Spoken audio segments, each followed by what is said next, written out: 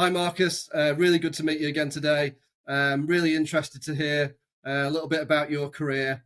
And obviously, we're going to cover off a couple of topics today, aren't we, that are hopefully going to be of interest to our wider community in the data and cloud arena. But it's over to you, really. I'm really keen to understand a little bit more about your background, and our listeners will as well.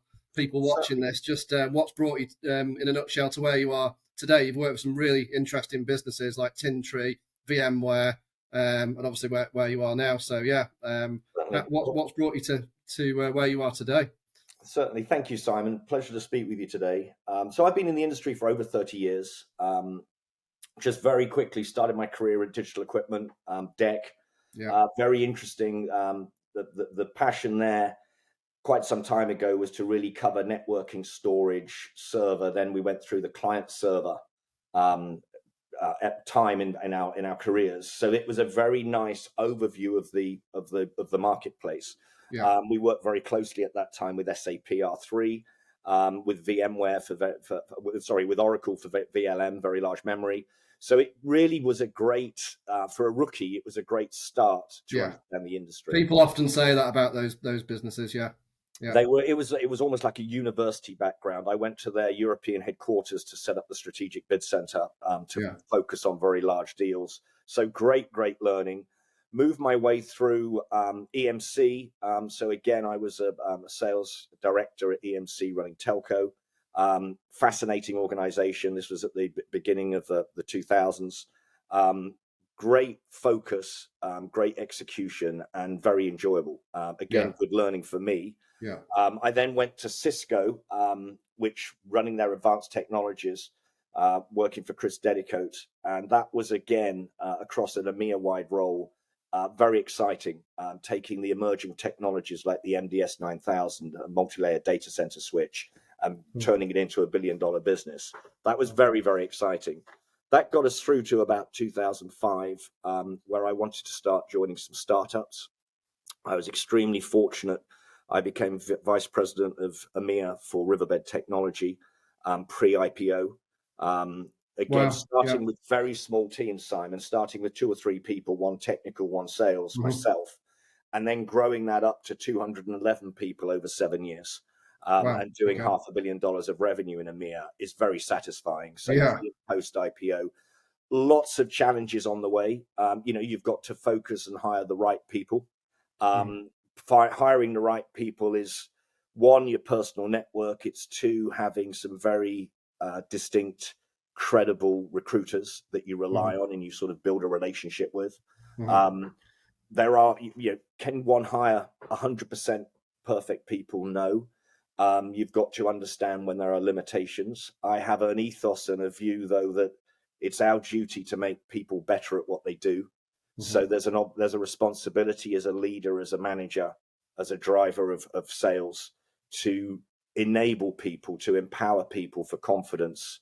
You expect to get professionals, but then you can also mentor them to get them better at their roles. And I think that's an important aspect of my journey throughout, that 1, not only can I learn new things on a daily basis, but it's important that we mentor and teach and drive and lead by example for teams around you, so they feel empowered, enthusiastic, and are capable of growing in their own roles. So that's an important lesson. With the same VCs of Riverbed, they invited me to run Tintree. Had a great episode working with Kieran Harty, the CEO and founder at Tintree, which was storage virtualization. That was great. And sort of progressed through various startups. The most recent one before my current role was Cloud Health. And that had gone, I'd done 3 IPOs in my career, and this was the first time I'd been acquired. Cloud Health essentially was cloud management cost. Still very relevant today. We grew exponentially. We were acquired by VMware, and it enabled me to go and look at the sort of full portfolio of VMware, and I spent 5 years with them. How did you find that transition from you? Because that's an amazing background of going from massive organizations back into smaller organizations. We're often told that that's a big challenge for salespeople, because it's a great question. Simon. The way I think people react to it differently. Let me share with you the way I reacted to it. One, I think from a wealth creation, job satisfaction perspective, small startups are fantastic for some individuals. I happen to adore it and really relish it. You're incredibly empowered. The buck stops with you. Sort of, I call it the good, the bad, and the ugly. So it's important you get more of the good. But the transition, if I understand your question correctly, of having been with large organizations, then having sort of 20 years or 18 years with startups, to then be acquired and go back into a very large organization. Kudos to VMware. They kept us as a separate entity for the first 2 years and then slowly started to integrate us in. I was very fortunate that they gave me more responsibility on other divisions, and that gave me an exposure to Tanzu, which is around Kubernetes. I then realized, actually, with the Broadcom acquisition, I had enough desire to say, look, I want to go and join another startup, but I want to make sure that we evaluate the market very coherently. So I looked, under no time pressure. I looked very, very. So I hope that answers your question. Well, yeah. What I'm wondering as well is a lot of salespeople that are really experienced. What they say to us is they've been in big businesses and they want to join a startup and they want to go in with the things that's going to give them in terms of an IPO opportunity. But the organisations say to us, well, if someone's been in a Cisco or a Riverbed as a large organisation, they're worried that those people won't necessarily have some of the skills that you need to be able to get on with the job. They're expecting things to be done for them. So I imagine that when you went and built those smaller businesses that then went on to IPO, you were looking for certain traits within salespeople, especially if they had been working in a larger organization. Is there one or two things that they absolutely must have that you could interview for? Yes. So they have to have the sort of standalone capability of deliverables. So if you look at the skill set you're hiring for, let's say that's Global 2000, of which we've got 578 within the EMEA theatre. And there's a specific portfolio, whether that's government, pharmaceutical, petrochemical, etc. They needed to understand that, to your point that you raised, there isn't going to be an army of support around them. They've got to be very capable, almost CEO of their own franchise, their own job function. They are very empowered. They'll get support. They'll, with the devices to monitor sales, etc. MEDDPICC, Salesforce. All that hygiene will be there, even in a small company, because it needs to be. But they've got to be more of a risk taker, Simon. They've got to be capable of saying, look, I'm joining a small company. There's more exposure on what he or she achieves, and they've got to make sure that they execute in the right way. So there's got to be that appetite, that desire to have exposure, to be seen, to be accountable, and succeed. And that's a recipe that it's not for everybody. So to follow on the answer of your question, when we hire, would I consider hiring from people from a large organization if their DNA looked to be appropriate, if they had the genuine desire, if they had the experience, professionalism, and skill set? But absolutely crossing the cavern of going into a smaller company, they've got to have that risk appetite. And I think it is, for me, it's risk management with the desire to know what they want to achieve and have potentially then the bigger gains. Yeah. Okay, cool. And once you've got them in, what's your recipe that you've worked out over the years, having built these companies successfully? Let's say looking at 3 non-negotiables for people's sales success. If I can phrase it that way, you might think of a better way, but 3 things that they need. So for me, it's intellect is the first one. They've got to be smart. They've got to be bright. They've got to have the right, more ethical, moral compass. So I need to know I can trust them implicitly. And then they've got to have the absolute passion. If I then look at the other 2 things, you mentioned 3, if I go 4 and 5, it's then professionalism and experience. But that is further down the track. I want high energy, intellectually strong individuals. because they can be mentored and managed and have capability of executing. So they can understand your culture, understand your ethos of what and how you want to execute. And they can also then ask for guidance. It's very important that you've got individuals that he or she can ask when, how to go and execute, where to execute. You clearly want experience, professionalism, and skill set where they've got the raw credentials, but you want to fine tune those. You want to understand how they can execute with have they got a perpetual 30, 60, 90-day plan rolling, even when they've been there for a period of time. It's the 80-20 rule. It's knowing how you're executing in a kind of dynamic way that you have the capacity to tweak things, but you're heading in the right direction. You're not having a strategy that can go 180 degrees either way because maybe one quarter you dip. You've got to have the confidence and self-belief of how you execute and how you can actually achieve success. And it's having a team culture that you're not losing on your own or winning on your own, but you've got a team. I want absolute superstars that know they're part of a team, that they're playing on a pitch where they all have a responsibility. And as it's interesting what you just said about 30, 60, 90 plan, because I'm surprised sometimes when I'm talking to people, they earn 6-figure plus basics and they're going into a final interview situation, and we often advise them to think about a plan. What would they do? And some people don't always do that level of preparation. And not only that, what you expect from people, and ideally, is that someone's got a plan throughout their whole career, almost like what am I going to be doing over my next 30, 60, 90 days.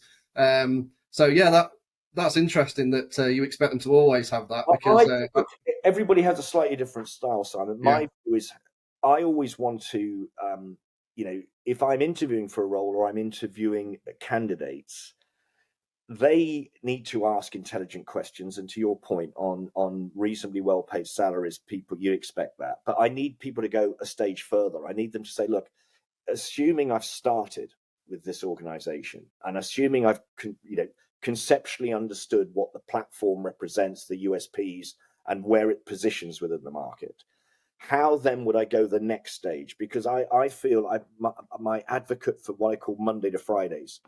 If an individual, if he or she knows what they do on a Monday morning when they wake up, and they know exactly what they need to try and execute, and as I say, that 20% can be changed, but they are passionate about what they're trying to achieve.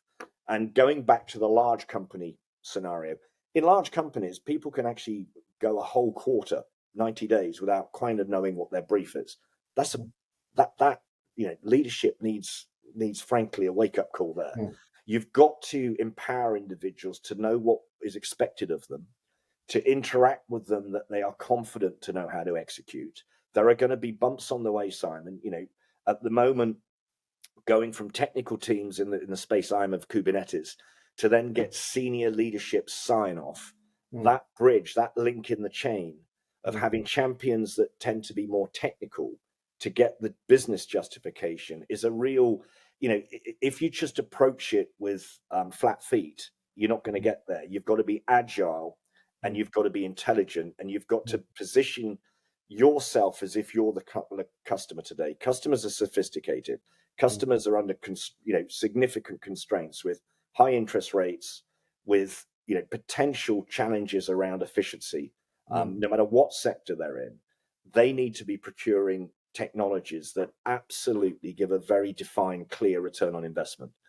And it means we in the IT industry have got to be quicker, faster, better, more succinct. And I remember, John Chambers said to me once when I worked for him, always tell a story, but be succinct and credible. He was the really senior in Cisco, wasn't he, John Chambers? He was running Cisco. And when I ran the advanced technologies and the MDS, particularly the multi-layer data center switch, he had myself and my team over in San Jose, Building 7, where he would sort of mentor exactly what we were going to achieve and how we were going to achieve it. And he was an interesting individual. But I remember him saying, you've always got to tell a story, but you've got to be succinct and credible. And I think never is it more true that where you've got to be succinct and credible. How important is sales methodology to you? We hear leaders talking about MEDDPICC these days. That's the most common one, but there's all these other sales methodologies. So you're talking about people having this constant plan, and obviously that plan sometimes needs to change. Understanding your customer in 2023 as well, some of the challenges that they're under. What about these sales training platforms that people use? I'm a firm, whether it's, I remember back in the day, it was Sales 101, and I call it Sales 101. I do use MEDDPICC because it's frankly very much similar to Sales 101. It's a clear stage process going through sales of qualifying the deal, of understanding the time period associated with it, understanding who your champion is, understanding whether there's budget, understanding the justification of the landscape, and knowing how then you can execute to actually get a purchase order. So I'm a firm, while I want entrepreneurs in all of my teams, I call it the art of science. The art is the entrepreneurial side, Simon. The science is you do need methodology, especially as you scale teams. So MEDDPICC is an important component. Salesforce is an important component. Frankly, it's how you adopt and use them and the ruggedization of them. And it's the sales drill down of understanding a deal. One client said to me, I don't really mind what sales methodology somebody uses as long as it works. So like it can be an amalgamation of like quite a few different things, but as long as when they put it together, they understand what's made them successful previously, and they can completely. I mean, I guess the way I would answer that question is to a certain degree, I agree. However, you want to have the ability to understand where you are in the account, with or without the sales individual driving that account. So you need to be able to look and say, where are we at? If that individual was off for some reason, where are we at with that account? So we have very clear exposure. We know exactly what's happening. But I think using those tools without the weekly drill down of account analysis, who, where, what, why, and how it's progressing, that then reinforced. Most organizations, if you look at Salesforce on a particular deal, the information will be out of date or semi-irrelevant. If you're having regular drill downs of an account, summaries, it sounds crazy, letters of understanding. I've just jumped off a call with an Austrian bank. Towards the end of the call, thank you for your time and attention. I found the meeting both interesting and informative, and I have pleasure summarizing our joint actions. So you've got a complete chronological breakdown of what the actions are. And that, you can then, from a systems perspective, you can BCC that into Salesforce, and you've got a chronological update. So it's a real-time working document. It's that type of activity I do support. But I also, I want deal makers. I want individuals to push back on me. I want to be challenged. I want to make sure that we're doing the right thing for the prospect to turn it into a customer. If we have got customers, I want them to be happy customers from a customer success perspective and renew year on year if they hadn't already signed up for 3 years. I don't know if that answers your question, but I am an advocate, but I believe it's the art of science. It's a blend. Yeah. So I get it. My statement was probably just sounded slightly flippant, which is as long as it works, it works. But where you're coming from is there needs to be a good overview from a senior management perspective of where that deal is with the customer, where you are in the account, and there needs to be some structure around that somebody's using, and they can demonstrate that to you, so you can help and you can get involved with. Absolutely, with deal rooms. Well. I still use whiteboard deal rooms. Yeah, because right. I mean, there's some really good stuff there.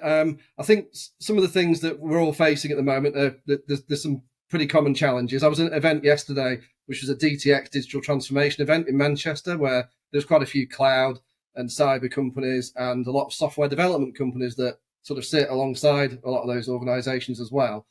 Fortunately, I thought it was mega busy, actually. I thought the atmosphere was really, really positive. I didn't hear people moaning about, we can't get this deal done or that deal done. So that's a really good sign.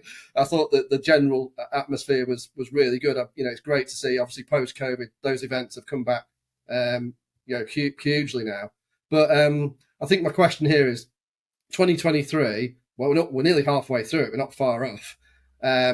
What have you learned so far, and what advice are you giving to sellers at the moment? That's perhaps gonna help people. Not everyone's got all the answers, but No, I'd be really keen to hear from you about what you're with all your experience of building these organisations. Simon, Is this a lot different to how it's been over the last 10 years, or should we be doing things differently? A very valid question. We've seen sort of .com boom at the millennium, and sort of that bubble burst. We went through 2008-9.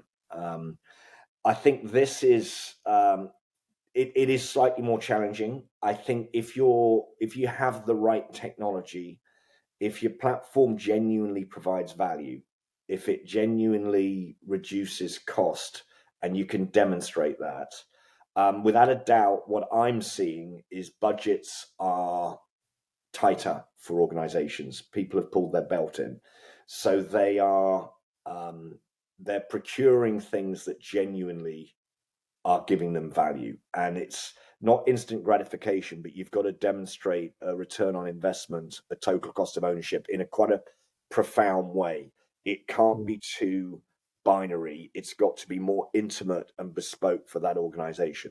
And therefore, if you can demonstrate that, never has it been more important, in my humble opinion, to have a champion in an organization. You need somebody in that organization who really says, look, I get this. I really need this technology. And they've got to be your sponsor, your coach, and they've got to enable you to get to the right people. I'm seeing, whereas budgets were signed off, if we turn the clock back a few years, sort of slightly quicker, less signatures, less authorization.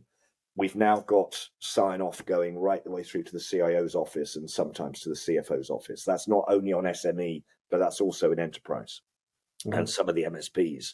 Decisions go up to the CEO's office. So I haven't seen that for several years. We are seeing that. I think as long as you can see that, understand that, accept that, and then work to provide value at every level. Be prepared to sit with a senior manager within an organization for 30 minutes to do a cost justification, a commercial discussion. And as long as you're credible in that commercial discussion, then I think things are okay. So I think FY23 is okay. I think it will get easier as inflation comes down and I hope interest rates start to come down. But at the moment, we've got a global perfect storm of some challenges. But I think the companies with a smart technology, a decent platform, they will survive and continue to grow. Yeah, cool. All right. Well, that's really good advice. I've got some other things that I think it'd be great to hear from you that isn't all about how to close deals, how to win in 2023 and all the rest of the stuff that people tend to talk about on these things. But I thought of a couple of other things that we'd really like to know. People are getting a lot of value from podcasts these days. Is there anything that you've come across recently that you think has been a good coach or mentor to you, or something that you've listened to online, or something that you've read that you think that is invaluable at the moment? We're always on the lookout for these types of things ourselves. An author by the name of Jim Collins wrote a book, Good to Great. He wrote Good to Great. Yeah, we've heard of it. Yeah, we know it. It's, for me, he looked at 11 organizations and looked at certain process and methodology of how you execute, and really being focused on customer facing time. The crude analogy of how do you sell more? You spend more time in front of prospects. Double your minutes or hours in front of prospects, and guess what? You'll be more successful. And that stayed with me. So the book Good to Great is much more diverse than that. It's smart. There's some good learning associated with it. And I've probably read that 3 or 4 times over, I'll put it down for a few years and I'll suddenly grab it on a Sunday afternoon and sort of read a few chapters. And it's a really good refresher, and it's quite inspiring. Lots of people talk about that book. Lots of people have mentioned it to us has been something that they found really, really useful. A lot of the leaders we've spoken with. Yeah, cool. And it's I think it's Mental Health Week this week, and I haven't spent a lot of time. My wife mentioned it to me because I think where she is, they were thinking about what sort of things they can do in the workplace to kind of take the pressure off a little bit. It's 2023. Things have become a little bit tighter. People are under a little bit more stress. What have you found that works just to take the pressure off yourself, others around you? Have you found things that have worked for you and for the people around you? How do you lead these teams these days? So again, you've seen it all, haven't you? You've taken people through all sorts of stressful situations. It's not like the first time we've all been here in a situation where things are a little tighter. It's a journey. I mean, for myself personally, it's exercise. I like sport. I like tennis. I walk. For teams, I like to organize events. I've been canyoning in the mountains where we sort of put on these dry suits and jump into freezing cold water, going down a mountain crevasse, canoeing, things that aren't stupidly expensive, but actually great team building events. And if I'm doing it for the larger company, barbecues at home in the summer, where you can do a big whole day event for people's families. So that's like remote, but the one that you mentioned earlier sounded really interesting. So you've done some off-site stuff that's worked really well, have you? It's great. It works really well. I've done it. What was the one you mentioned about plunging into cold water? In Switzerland. Switzerland is canyoning, where these organisations will take you. They'll take groups of I'd take my leadership team. We'd take sort of 12 people, and then I've encouraged my other teams to do it that I haven't attended. Where we've done a 1-day canyoning, and then you have sort of a picnic lunch, and then you have a big dinner in the evening, and everyone's got photographs, and people are feeling absolutely exhausted with very strange hairstyles because we've been, the last time we did, we got back quite late back to the hotel. Yeah. And we went straight into dinner, and it was just it's a great, people remember it, and the photographs and the camaraderie. How receptive are salespeople to that these days? Because there's a little bit of friction we're finding in the market. A lot of people are asking their teams why they're not out a little bit more, why they're not going to events a little bit more. I mean, the event that I was at the other day, it was heaving, so there was definitely no resistance to being out there. Although I was quite surprised that some of the leaders within those tech businesses, I'd say about 50-60% of the organisations there wasn't actually a sales leader there. It was like they were just letting the team get on with it, but there was still a lot of good sales leaders there. And I actually said to them, it's nice to see that you're on the stand. It's nice to see you actually alongside your salespeople. What I was thinking here is, are you finding there's resistance to you organising some of these things to take the pressure off to do these kind of events? Are you finding there's resistance to people travelling to meet up these days post-COVID, or are people really up for these things these days? I think I'm delighted to say, I think, individuals are cautious. Individuals have their own right. If somebody says, look, Marcus, I don't want to do that because I feel exposed, I won't force them.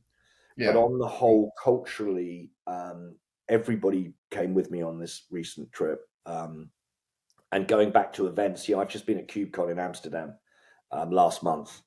I think it's important that the leadership come out.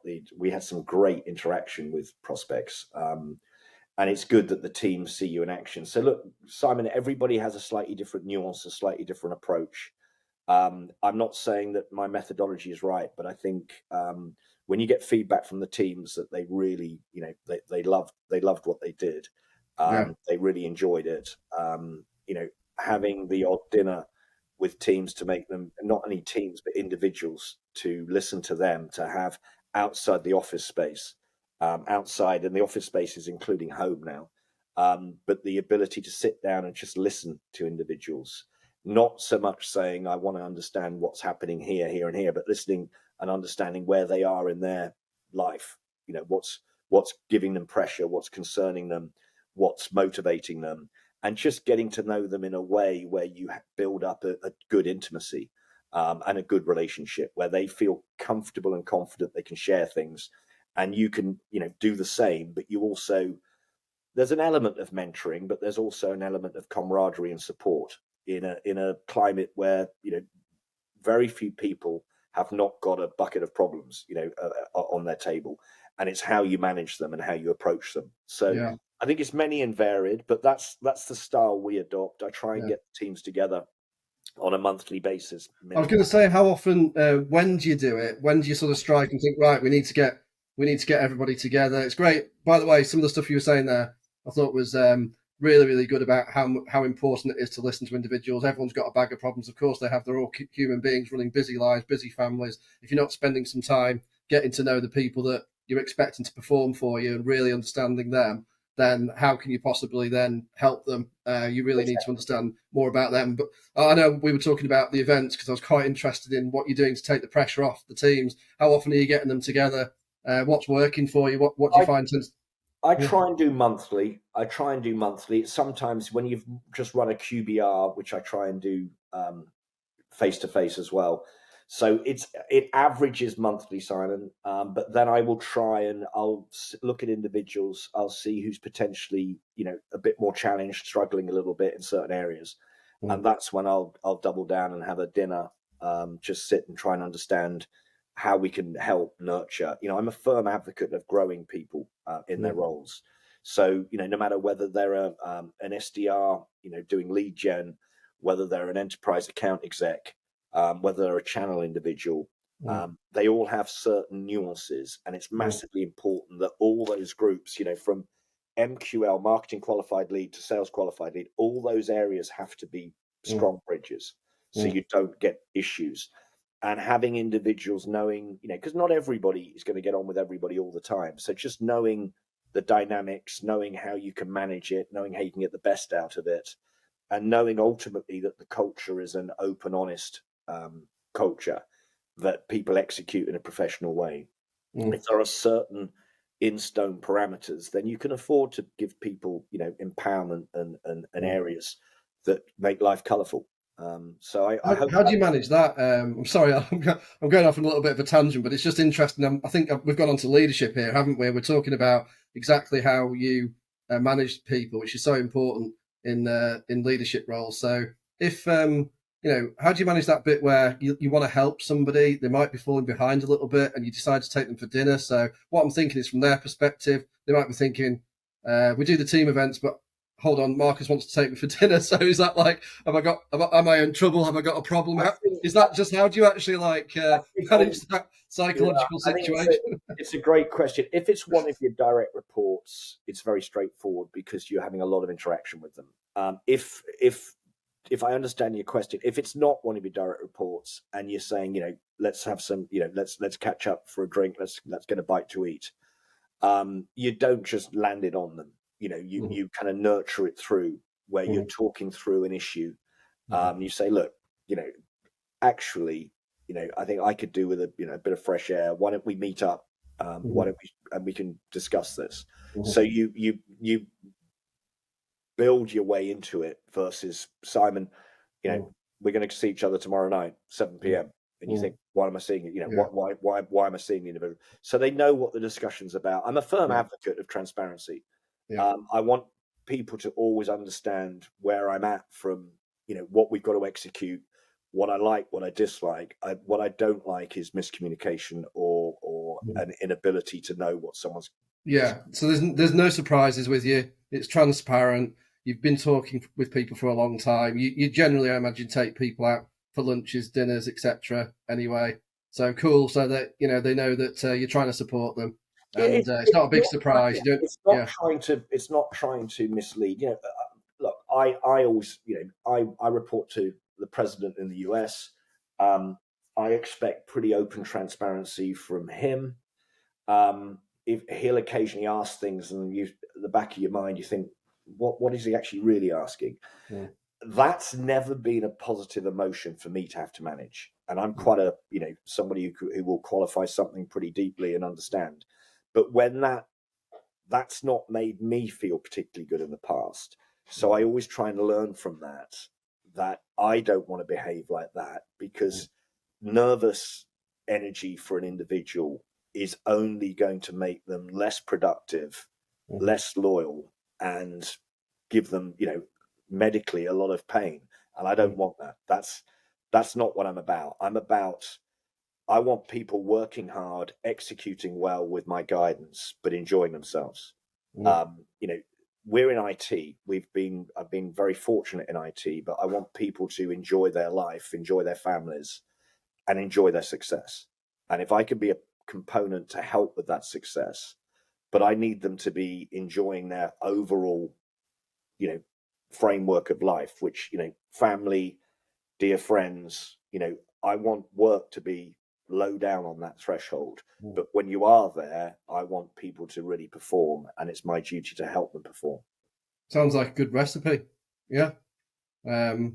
What else, as a sort of final note from you, what else is important to help build businesses in 2023? I know we've gone back to that again. So I think that summary for me, it's really simple. You know, is have the right execution strategy, stay on it.